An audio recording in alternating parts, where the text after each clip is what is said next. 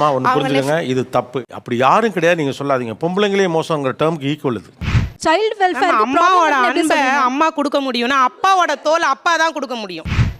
அவனுடைய ஹோல் சைல்டுஹுட்டை இழந்திருப்பானே, அப்பாவும் குழந்தைகளுடைய சைல்டுஹுட்டை இழந்திருப்பாங்களே. புரியல, தைரியம் வரலான்னா அது வேண்டான்னு சொன்ன நீங்க யாரு? 18 வயசுல நாளைக்கு வளர்ந்து நின்று நீ எங்கள் அப்பாட்ட என்ன பிரித்து வச்சான்னு அந்த பையன் கேட்டால் நீங்கள் என்ன பதில் சொல்லுவீங்க?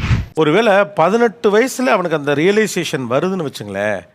ஆனால் காலேஜில் படிச்சுட்டு இருக்கக்கூடிய எல்லாம் சின்ன பசங்க தானே, மாணவர்கள் தானே, அவங்கக்கிட்ட நீ சிங்கிள் மாமா இருந்தாலும் சாதிக்கலான்னு சொல்ல வேண்டிய தேவை என்ன இருக்குது? பொம்பளைங்களே மோசங்கிற டேர்முக்கு ஈக்குவல் இது.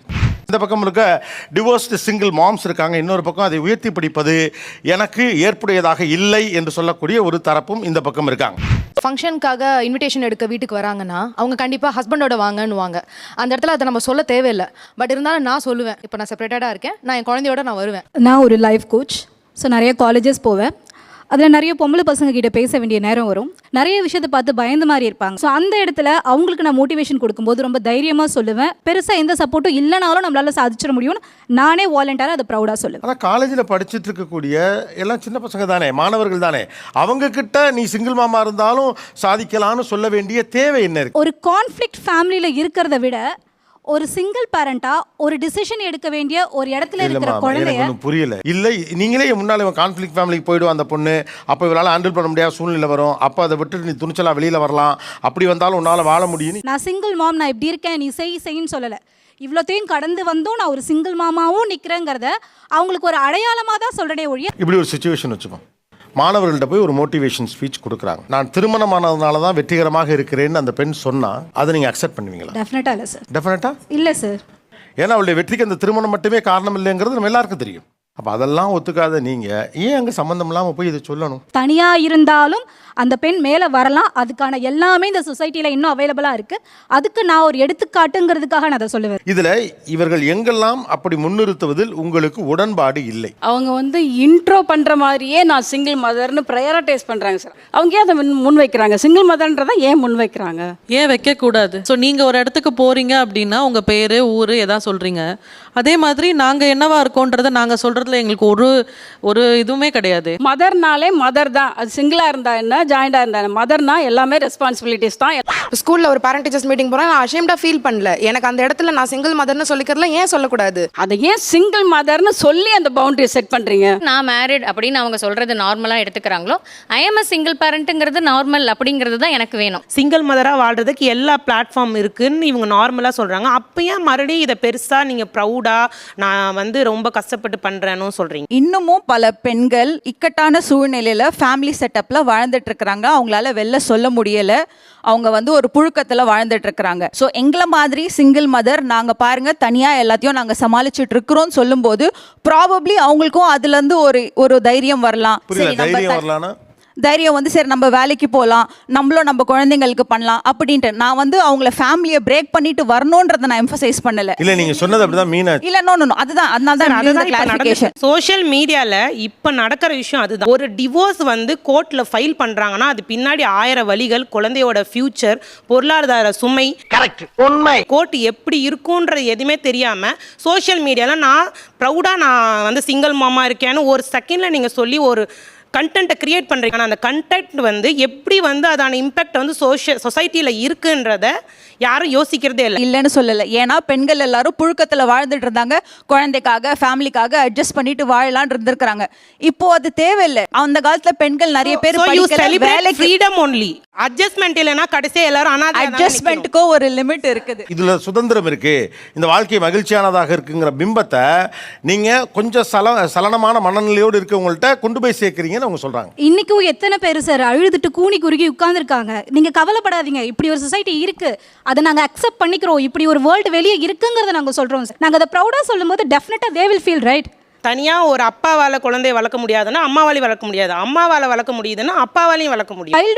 அம்மாவோட அன்பை அம்மா கொடுக்க முடியும்னா அப்பாவோட தோல் அப்பா தான் கொடுக்க முடியும். சார் மறுபடியும் இவங்க பயம் கொடுத்துறாங்க சார். இன்னைக்கு முடிவு எடுக்கணும்னு நினைக்கிறவங்களையும் இவங்க பயம் கொடுத்துறாங்க. எவ்வளோ பேர் புழுக்கத்தில் இருக்காங்க, அவங்களெல்லாம் நீ அதுக்குள்ளே இரு அப்படின்னு நீங்கள் பயமுறுத்துறீங்க. குடும்பத்தை சேர்க்கறதுக்கு கோர்ட்டில் ஒரு நீதிமன்றம், நம்மளோட ஹிந்து லா ப்ளஸ் அட்வொகேட்ஸ் போராடுறோம், கவுன்சிலிங் கொடுக்குறோம், முடிஞ்ச வரைக்கும் சேர்த்து வைக்க தான் பார்க்குறோம். சாதாரணமாக ஒரு கண்டென்ட் போட்டு மக்கள் வந்து இன்ஃப்ளூயன்ஸ் ஆக்கிடுறீங்க. அப்போ வந்து நார்மலாக யோசிக்கிறவங்க கூட அதிகமாக யோசிக்க ஆரம்பிச்சிடுறாங்க, டிவோர்ஸை நார்மலாக எடுத்துக்கிறாங்க. நீங்க சிம்பிளா ஒரு சிங்கிள் மாம் வேர்ல்டு வந்து ரொம்ப பியூட்டிஃபுல்லா இருக்கும், கலர்ஃபுல்லா இருக்கும், சுதந்திரமா இருக்கும்னு ஒரு 30 செகண்ட்ஸ்ல ஒரு வீடியோவை போட்டு நீங்க ஏன் இன்ஃப்ளூயன்ஸ் பண்றீங்கன்னு கேக்குறாங்க. என்னதான் ஒரு ப்ராப்ளமோ மிஸ் அண்டர்ஸ்டாண்டிங்கோ ஹஸ்பண்ட் அண்ட் ஒய்ஃப்ஸ்குள்ளே வருதுன்னு வச்சுக்கோங்க, அவங்க என்ன பண்ணுவாங்க, கொஞ்ச நாள் அதை டாலரேட் பண்ணி மீறி வந்துருவாங்க. ஒரு கொதிநிலை இருக்குல்ல, அந்த நிலையில இருக்கக்கூடிய ஒரு பெண் அதை பார்க்கிறப்போ லீவ் ஹிம், கட் ஆஃப், இந்த வார்த்தைகள்லாம் அவங்களை இன்ஃப்ளூயன்ஸ் பண்ணிராதா, பிரிவை ஊக்குவிக்காதான்னு கேட்குறாங்க. அண்ட் நாங்கள் போடுற ஒரு 30 செகண்ட் 1 மினிட் ரீலை பார்த்து இம்பல்சிவாக யாருன்னா டிசிஷன் எடுக்கிறாங்கன்னா அது அவங்களோட இம்மெச்சூரிட்டி. ஒரு சில அவங்க இம்மெச்சூர்டாக முடிவு எடுக்கிறாங்கன்னு உங்களுக்கே தெரியுது இல்லையா? அப்போ இதை ஏன் நீங்கள் மறுபடி இன்ஃப்ளூயன்ஸ் பண்ணுறீங்க? ஏன் டிவோர்ஸையும் இந்த மாதிரி வேர்ட்ஸையும் நீங்கள் நார்மலைஸ் பண்ணுறீங்க? ஆயிரம் தான் உங்களுக்கு கஷ்டம் இருந்தாலும் வெளியில வரும்போது நாங்க சந்தோஷமா தான் இருக்கோம் அப்படின்னு ஒரு விஷயம் காமிக்கும் போது ஃபார் த சொசைட்டி நாங்களும் எங்களுக்குள்ள எவ்வளவு கஷ்டம் இருந்தாலும் அதை நாங்க காமிக்கிறோம். அப்போ இது ஃபேக் தானா? ஃபேக் கிடையாது சார். எந்த இடத்துல தேவையோ இல்ல, அந்த இப்ப நீங்க இடத்துல. சொன்னது ஹாப்பி கப்பல் மாதிரி காட்டுற எல்லாரும் ஹாப்பி கப்பல் இல்ல. அப்ப நான் சிங்கிளா சந்தோஷமா இருக்கேன், சிங்கிள் மாமான்னு சொல்றதும் உண்மை இல்லை. சோசியல் மீடியாவில் போடுறத அவங்களோட முகமுடி போட்டுட்டு தான் போடுறாங்கன்னு சொல்கிறேன். நான் என் லைஃப்பில் வந்து பிரச்சனை இருந்தது, நானும் அதை தாண்டி தாங்க சார் வந்திருக்கிறேன். எனக்கு அவங்க சொன்ன எல்லாத்தையுமே நானுமே ஃபேஸ் பண்ணியிருக்கேன். ஆனால் வெளியில் என்னால் வந்து அது சந்தோஷமாக என்னால் ப்ரொஜெக்ட் பண்ண முடியல. எல்லாமே அனுபவிச்சிருக்கோம். 10 வருஷம் மேரேஜ் லைஃப் வேணான்னு ஒதுக்கி வரும்போது அந்த வலி எவ்வளோ இருக்கும் தெரியுமா உங்களுக்கு? ஒரு நிமிஷமா, இப்போ கூட அவங்கள வேற ஆள் மாதிரி ட்ரீட் பண்றீங்க. அவங்களும் அந்த வழியை கடந்து வந்திருக்கும்னு சொல்றாங்க. இருக்க எல்லார்கிட்டையும் நான் ஒரு கொஸ்டின் கேட்கணும்னா, நான் ஒரு சிங்கிள் மதர், உங்களை பட்டு மொத்தம் யோசிச்சிங்க, உங்கள் ஹஸ்பண்ட் உங்கள் குழந்தைய பிரிஞ்சு கஷ்டப்படாமல் இருக்காங்க சொல்ல முடியுமா? ரொம்ப கஷ்டப்பட்டுட்டு இருக்கேன்னா, நான் என் அப்பா இருக்கார், ஒரு திருவிழா, ஒரு ஃபங்க்ஷன் எங்கே போனால் நான் அப்பா கூட போவேன், ஒரு கை பிடிச்சிட்டு போவேன். ஒரு திருவிழாவில் அவர் தோல் மேலே ஏறி உட்காந்துச்சேன், நாடகம் பார்த்துருக்கேன், சாப்பிட்றது எப்படின்னு சொல்லி கொடுத்துருக்காரு, மற்றவங்கிட்ட எப்படி ஹேண்டில் பண்ணணும் ஃபினான்ஷியலாக எனக்கு சொல்லி கொடுத்துருக்காரு. நான் என் குழந்தைக்கு இதெல்லாம் சொல்லித்தரணும். இதில் அப்பான்னு ஒரு ஆள், அவனுடைய கவலைகள், தன் பிள்ளையோடு இருக்க முடியலங்கிற வலி, அவனுக்கும் ஏக்கங்கள் இருக்கும். குழந்தைங்க விரும்பல அவரை பார்க்கறக்கு.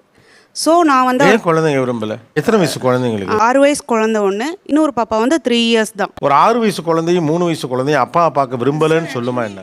அவருடைய அனுசரணையும் அந்த பிள்ளைக்கு அனுசரணை, அந்த பிரியமும் அந்த பிள்ளைக்கு வேணும்னு நீங்கள் நினைக்கிறீங்க தானே? எங்களுக்குள்ள சண்டை, நாங்கள் ஒருத்தர் பிரிஞ்சு நாங்கள் இருக்கோம், நீ அப்பாவை போய் பார்க்க கொள்ள இரு அப்படின்னு நீங்கள் சொல்ல வேண்டியது தானே? எனக்கு அதில் விருப்பம் இல்லை சார். அதை மட்டும் சொல்லுங்க. அப்போ உண்மையை என் குழந்தைங்கள வச்சு திரும்ப எங்கள் லைஃப்குள்ளே வந்து இப்போ மேட்ரு சிம்பிள். பிள்ளைங்களை பார்க்குறேன், போகிறேன், வரேன்னு மறுபடியும் ஏதாவது பிரச்சனை வந்துடக்கூடாதுன்னு நீங்கள் அதை கட் பண்ணிட்டீங்க. அந்த சைடு இருக்க அவருக்கு இமோஷன் இருக்குல்ல, எமோஷன்ஸ் மட்டுமே வச்சுட்டு எதுவுமே பண்ண முடியாது சார். அதர் ஃபேக்டர்ஸும் வரும் சார். உன் காதலும் என் இல்லை, காதலும் அந்த குழந்தைக்கு இமோஷன் முக்கியம் இல்லையா? ஃபுல்லாக ரெஸ்ட்ரிக்ட் பண்ணலை. லைக் ஃபியூச்சரில் என் குழந்தை அப்பா தான் வேணும்னு விருப்பப்பட்டானா அப்போ அவன் போய் பார்த்துக்கிட்டோம், அவ்வளோதான். ஒருவேளை 18 வயசில் அவனுக்கு அந்த ரியலைசேஷன் வருதுன்னு வச்சுங்களேன், அவனுடைய ஹோல் சைல்டுஹுட்டை இழந்திருப்பானே.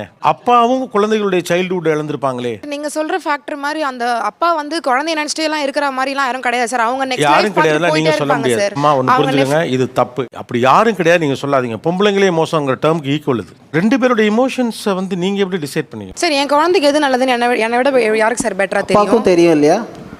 அப்பாவுக்கும் தெரியும் இல்லையா குழந்தைக்கு எது நல்லதுன்னுட்டு? என் குழந்தைக்கு எது கரெக்டாக இருக்கும்னு எனக்கு தெரியும். ஏன்னா டே டு டே லைஃப்பில் நான் தான் அவங்க கூட டைம் ஸ்பெண்ட் பண்ணுறேன், நான் தான் அவனுக்கு எல்லாமே பார்த்துக்கிறேன். ஒரு சொந்தக்காரங்க மாதிரி வந்து எட்டி பார்த்துட்டு ஒரு நாள் போனால் அந்த குழந்தை என்ன பிடிக்கும், அதுக்கு என்ன சாப்பிட பிடிக்கும், அது எந்த டைமில் தூங்கும், எதுவுமே தெரியாது. எதுவுமே தெரியாமல் நீங்கள் எப்படி டிசைட் பண்ண முடியும்? நான் வளர்த்தா நான் நல்லா வளர்ப்பேன்ற கான்ஃபிடன்ஸ் என்கிட்ட இருக்குது சார். அந்த கான்ஃபிடன்ஸ் தனியாக வளருங்க, நல்லா வளருங்க. ஆனால் இங்கே என்னன்னு கேட்டால் அப்பாவுக்கு அந்த குழந்தை மேலே எந்த ஹோல்டுமே இல்லையே. வேண்டாம் சார். ஏன் சார்? எதுவுமே இல்லை.